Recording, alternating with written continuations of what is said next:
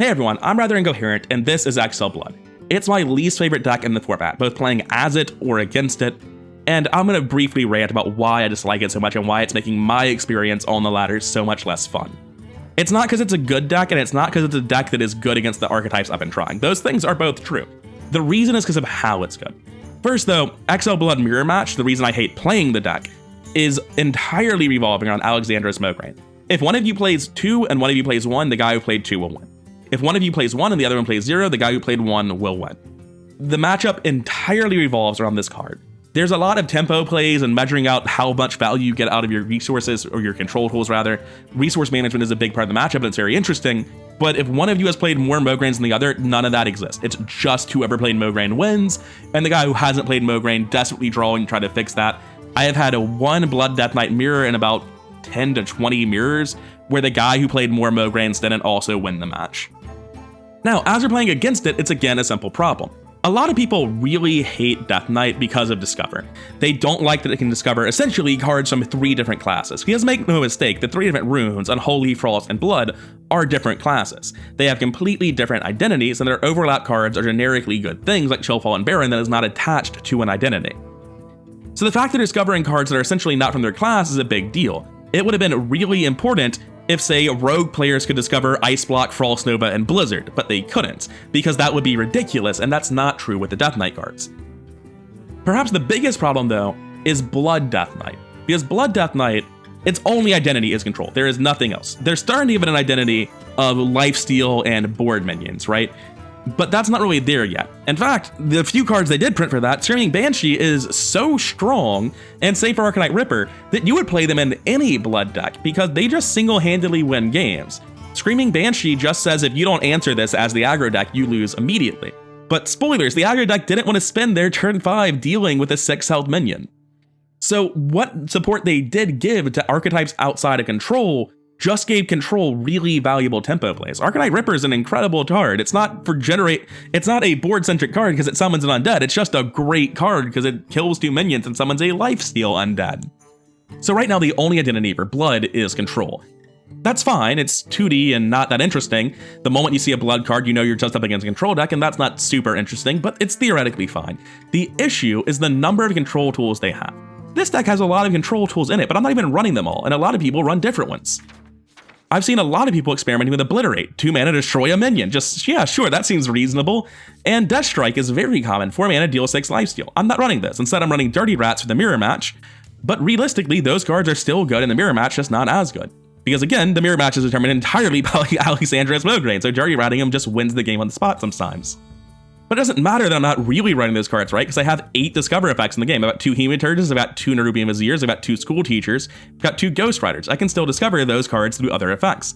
And additionally, in the deck, I have Arcanite Ripper, an incredible removal effect. Asphyxiate, kill your biggest minion. Usually, it's very rare that it's not. I have Blood Boil and Corpse Explosion, and this is the real problem, right? These 2 cards are played around differently, and oftentimes playing around one plays into the other, and what's worse is playing around both tends to play into Asphyxiate and Obliterate, and sometimes even Death Strike if your minion's not big enough, right? If you see they have 4 Corpses, and you have a minion board that's not that weak to Blood Boil, you might think just play a Giant, right? You're playing Totem, just slam down Gigantotem, that'll be your best play on 5. Congratulations, your relatively non-threatening board is now weak to Asphyxiate, and they have 2 mana spare with the rest of their turn to, say, play a Hematurge, or a Vampiric Blood, or an Astalor. It turns out that because they have so many good control tools beneath this point, that on turn 5, you can't really play around both of these things very often, and even when you can, it likely plays into something else they have. Then, going forward, if they ever get to the point where Soul Stealers come down, you've gotten so late into the matchup at that point that unless your win condition is entirely burn-based, you'll probably lose. But the thing is, if it is burn-based, it better be real good, because once you give up on board after that Soul Stealer, no Muncher is just going to come down, hit you for 5, threaten lethal within the next 2 turns if you can't remove it, and additionally be giving them a ton of health, right? Once Soul Stealer comes down, the game's basically over, because now Corpse Explosion is twisting Nether, and you have to keep fighting her board despite being behind inherently at this point. So you have to end the game before Soul Stealer as the aggressive deck. Very, very often that is just true. But there's always this hinge point in the middle of the matchup where what are you playing around? Because you're open to something. You can't not be. They're discovering cards like Obliterate and Asphyxiate. They're running cards like Obliterate and Asphyxiate and Death Strike. It should be in that list. Because on turn 5, it really is just kill a minion except for a Giant. and you can't play around all of their cards and Blood Boil and Corpse Explosion. And by the way, it's a Renathal deck, so there are 5 more cards in this list than there should be. 5 pairs is what I mean. And because it's a Renathal list, that means that there are more possibilities to play around, individually less likely, but they're still there and still need to be considered. And at this point on turn 5, where you're so often saying, all right, if you have Blood Boil, I lose, and then they probably don't even need Blood Boil, let's be honest. A lot of the time, they're like, I play Asphyxiate and the Heart Strike I discovered on New Ruby and Vizier, and that's enough to get through it. Because as you hedge your bets against one, you get weaker overall. And because they have answers to everything, that usually gives them the answers to something well enough. It's a tremendously frustrating deck to play against because it is not just able to punish you for virtually any play you can take, but it's even able to punish you for trying to play slow to play around all this removal, because they'll generate more value, they'll put minions on the board, and they'll put minions on the board that just threaten to end the game the moment they go unanswered. I don't think Blood Death Knight is the best deck in the format. I don't even think it's one of the best decks in the format. It's like, at best, 4th, right? I feel like there are several decks that are clearly better than Blood Death Knight. Frost Death Knight comes to mind, Outcast Demon Hunter comes to mind. There are counter decks for Blood Death Knight. For as infuriating as all of this is, I still think Totem Shaman is favored versus XL Blood. It's super frustrating because it's only like 55 to 65. There's not enough games yet for me to be confident on it, but that's still favored, and you can pick it as a counter matchup, but it means that when you do lose that matchup, it's to absolute shenanigans. You do everything right, you get under Soul Stealer, turn 6 or 7 comes around, and you're like, all right, cool, 2 giants at a threatening board already, thanks to some Anchor Totem spam or whatever. You can't answer all this, you'll be dead next turn to Bloodlust. I'm under Soul Stealer, and you get hit by Discovered Frostgrim's Fury and lose the game, right? And I know that's like the worst thing that's ever happened to me in this instance. It's the one that I will remember in the poster child for this problem, because you can't just play around all their answers, you have to play around all the answers in the other 2 classes of Unholy and Frost, and they are different classes with different identities, just in the same Discover pool. And they can't be in separate Discover pools, because if they were, this deck would be even more problematic, because Nerubian Vizier would only be hitting blood spells, and I don't know how many there are, but it's a very small pool that would virtually guarantee incredible removal. And the reason I'm ranting off about this is because it means that even though you do have like a 55-65% win rate against them as Totem Shaman, it's not always a loss because you just missed your curve. A lot of the times your loss is to absolute scam nonsense, where you're just having too many answers from Discover effects, right? Whenever you lose the matchup, it's always to something where it didn't feel like you had a choice around it. You play around Blood Boil, but they just get by barely with a Death Strike. You play around Corpse Explosion, but Blood Boil still stalls the game out. Even if you didn't lose your whole board to a Corpse Explosion, get blown out by 1 card, the game's going long enough for you to get blown out by several other cards consecutively. I don't think XL Blood is dominantly strong. I think that right now there are not a lot of super strong decks. Most of them are confined to a couple of classes, and that experimentation feels brutally unfun. Because when you're playing a weak deck and you match into XL Blood every 2nd to 3rd game, and you have to think so hard about which one of these you're playing around on turn 5, in addition to the entire rest of their curve being nothing but answers and threats, it is brutal. And it feels like it doesn't even matter, right? There are games where you try to navigate it and you do, and you get through the minefield of removal that is their list, and you get to turn 7 and you're threatening lethal, and then they play a consecutive series of discovered cards that somehow gets their way out of it. The most obvious one just being Frostgrim's Fury and the Soul Stealer, which is backbreaking in every single matchup. And I don't know what a solution this would look like, because the problem isn't that their cards are individually too strong, it's that you're playing a Renathal Discovered deck with way too many options. If it were just Corpse Explosion, you could play around that. But Blood Boil is at the same mana cost. If it were just Asphyxiate, you could play around that, but 1 mana under, they've got Obliterate, 1 mana over, they've got Death Strike. It's not just Asphyxiate, it's not just Corpse Explosion. And it's not just Control, it's threats too, so you can't choose not to play to be safe either. And at the end, that's a great description of it, right? It is a minefield of hyper-efficient removal options and strong tempo plays.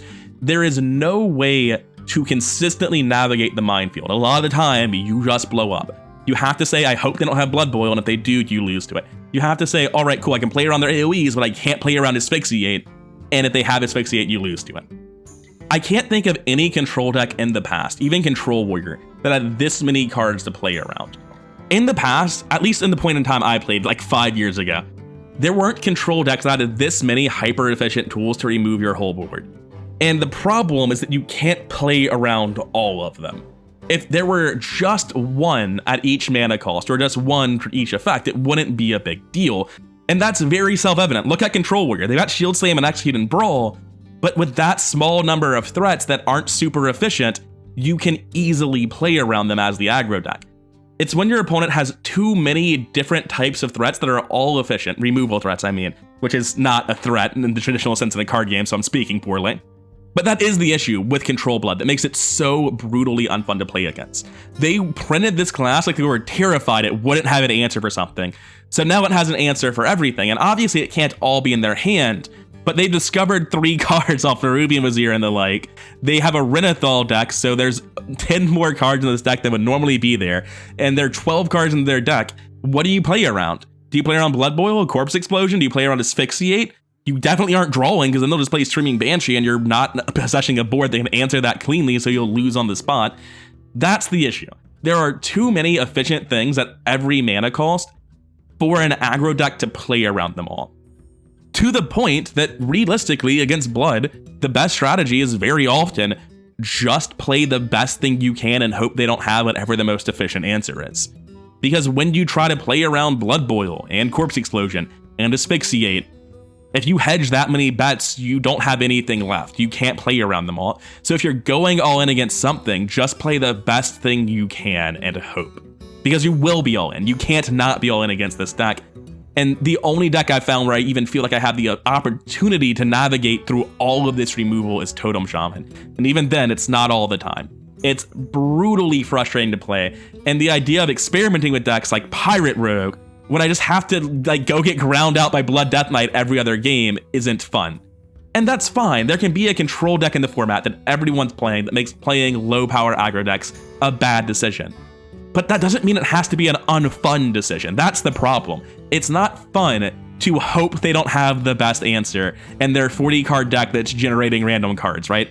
That's the issue. I understand what Discover is for. It's to make the games different. They don't want to have Handlock versus Freeze Mage play out at a tournament and every single game goes one of 3 routes, right? Where there's a scrappy, interesting game in the middle where both players draw bad, and then if the Freeze Mage draws even a remotely better curve, they're never in threat of dying. And if the Handlock draws the nuts, then they run them over and kill them with relatively little resistance.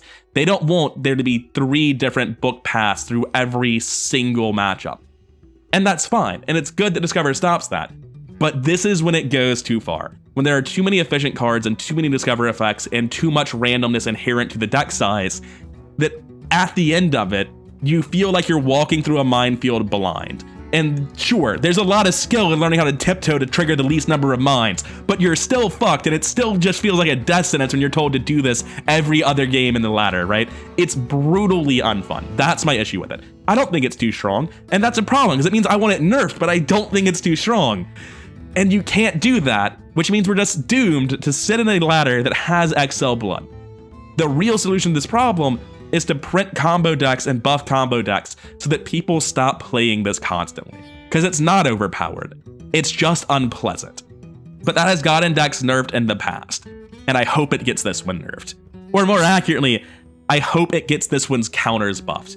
I want to see control decks and greed decks that can beat XL Blood so that I don't have to play against it anymore. Because I hate it. It is the reason that the ladder is unfun for me.